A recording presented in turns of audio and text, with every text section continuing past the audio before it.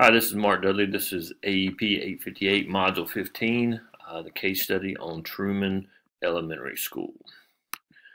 All right, so what we know is there's been a reading and math decline, but more importantly, a reading decline in the number and the progress from students grade to grade. The PTO is very concerned about it. The perception of the school and the community is that there is not reading practices going on in the school. Myself as the administrator has conducted observations as well as asked our reading supervisor to do the same. And one of the things that we also know about the school is that 15% of the school qualify for free and reduced lunch, and 5% speak primarily another language other than English. Most of it is Spanish, but there are some issues there with that. What do we need to know? Obviously, I need to know what areas of weakness are the most prominent, that it is growing as they continue their development. So obviously there's not a good basis there. And I also need to know what type of collaboration is going on from grade level to grade level. How are we scaffolding reading at different levels, and how are we addressing the issues of being able to read and grow in our reading. And then I need to know how much communication is going on between the parents. Is there any communication? Are parents being talked with about their reading, giving them tips on how to continue their growth of their readers at home and things like that? So there's a lot that I need to know from this standpoint. Obviously, the problem is that test scores have been going down both in math and in reading, and specifically in reading. And then obviously based on the observations that I and myself and the reading supervisor did, is the instruction that is being taught is very bland, very basic, and is very much not individualized, and students are getting the same instruction based on a preliminary level. They're not being taught individually. They're not being given either weaker text or challenging text or things to meet them at their level and help them grow. Everybody's kind of receiving this baseline level of education. Kind of the first steps to how I would confront this problem is, obviously I would get multiple people involved. I would have my data team, which would deal with my assistant principals and probably reading supervisor, along with teacher from each grade level, and we would look at it, break it down, kind of understand what it means, see what our weaknesses are, and then really talk and discuss it, how we are going to attack it from the standpoint of scaffolding the learning and starting to create more of an individualized plan for our readers. Step 2 would be to work with each grade level to not only observe the instructions, but to start providing them with recommendations for how we kind of create more of a balanced approach, whether it be phonetic, reading strategies, comprehensions, readers and writers workshops, things like that, to where we can expand our instruction a little more from the basic thing. And then another thing I would do is I would start to implement family literacy nights. Obviously, the perception in the community is not good, so we want to bring them in. We want to show them what we're doing, make them a part, and let them understand that as a young kid, parents in the community are very big parts of helping them become successful readers. Step 3, we would implement throughout the school the workshop model for our language arts blocks. It would now be, instead of 1 hour, it would now be 2 hours. They would have an hour for writer's workshop, and then have an hour for readers workshop. And basically what we're allowing to happen is time for individualized learning. Not only is it important that each teacher understand what each student's baseline is, but now we put in plan based on that testing, that we can give them proper materials to kind of help them scaffold their learning and help them grow on the reading track. And by giving us more time, going from 1 hour to 2 hours of instruction, we're allowing for individualized meetings. We're allowed with students to be more on reading level with their level and not the reading level of the majority of the class. And so hopefully this will address some of the lower levels and target some of those high flyers that we can really push and grow their learning. As far as step 4, again, the perception of our reading and what we're doing in our instruction is very bad. So what we want to do is we want to change the message, and we want to get the community involved in the message. So as well as communicating the changes, we want to get the community involved, whether it's inviting author teas, having family literacy nights, create a literacy council, so that we are changing the message as well as being upfront and honest about where we are and where we're going to be. So that includes communicating with parents, current levels on a quarterly basis, monthly basis, communicating how their children has grown, what we're doing in classroom. And one way we can change this message and kind of tell our story of, say, hey, we know we haven't been doing that great a job, but this is what we're doing, and show that growth, is through social media.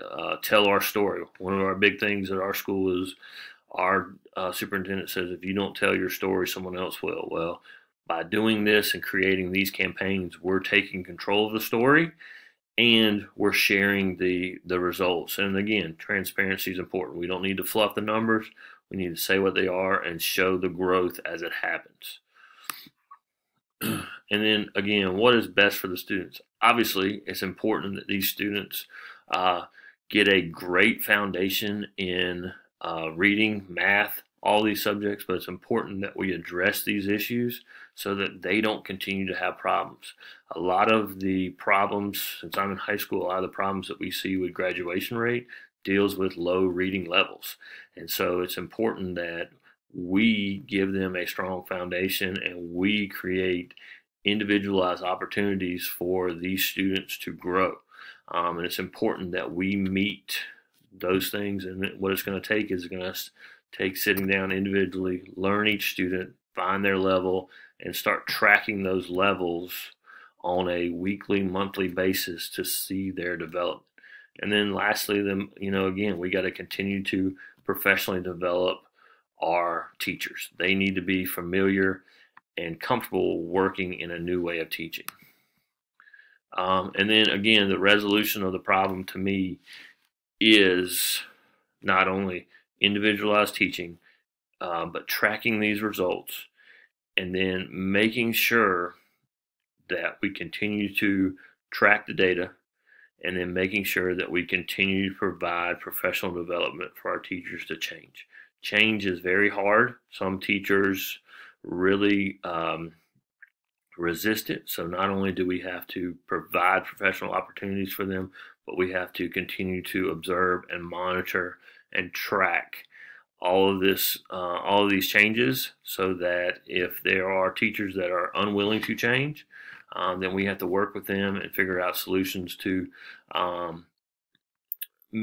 deal with those issues, so that all of our students are getting the very best instruction, the very best opportunity to continue to grow and develop. And then lastly, one of the things we can do is we can apply for grants to help with the instructions, to help with the materials that will help with these readers and writers workshops. When I was reading through this, I think it was very interesting that the perception that there was nothing going on. I think a lot of times, if we don't know we make assumptions and we assume a lot. And I think that's where communication plays a big part. I think schools have to do a better job of communicating, have to do a better job of telling their story, showing what we're doing, being more transparent and being more open than maybe we want to be. So that's one of the things that I felt kind of when I was looking through this. And again, I think a lot of times as teachers, sometimes it's easy to get very comfortable with what we're doing. And I think I saw and felt this throughout this. And so I think lack of communication, lack of public community involvement led to these perceptions. And then, it just makes you value a place that is strong in those areas as far as communication, as far as being upfront and honest with what's going on in the classroom. A couple of the unresolved issues that I think can come from this is I think some teachers would jump on board with this immediately. They would see the success of their students and they would be very satisfied with it. I think there would be some veteran teachers that would be like, this is how we've always done it. This is how I'm going to continue to do it. So I think the observation cycle, professional development would be very key, but I think there would be some issues there where I would have to address, maybe on a professional level where I'd have to reassign some teachers in different areas so we could get the proper teachers in the right areas.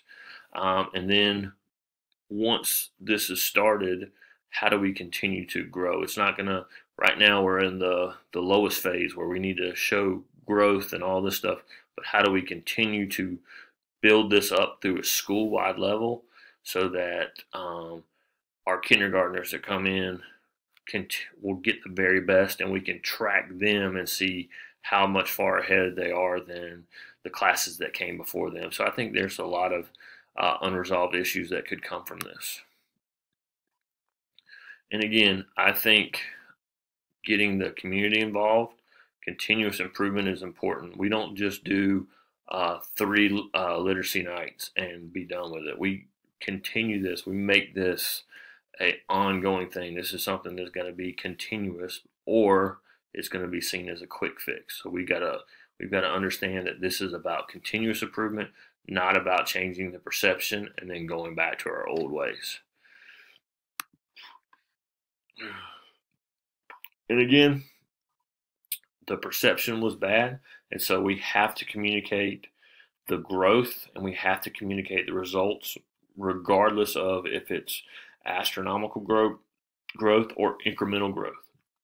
So again, that transparency needs to be there. But parents need to be communicated that these writer workshops are going on, whether that's student work being sent home, newsletters, Facebook, Twitter posts, different things like that needs to be a continual thing. And then another thing that we can continue to show parents is the amount of time that teachers are being spent in professional development, in these programs where they're becoming better teachers. And I think what you'll see is over time, a positive change happening. And then how do I use my knowledge of policies and school regulations to bring a positive change? Again, over time, these parents are not only going to see their student levels increase, but hopefully within 6 months to a year, maybe 2 years, they'll see school report cards and they'll see the growth there. They'll have more opportunities for communication with teachers, whether it's parent-teacher conferences, these writer workshops where the community is involved and things like that. I think it's very important that we continue to communicate with them as much as we can with the policies of FERPA and things like that. And then again, along with some of the changes, the key change was the change in curriculum, but it's also in dealing with our teachers, getting them professional opportunities, growing with them, working with them, and then having the accountability of the observations and of the data team meetings and things like that, to where we can continue to push this school to become better readers and to work to change that perception in the community.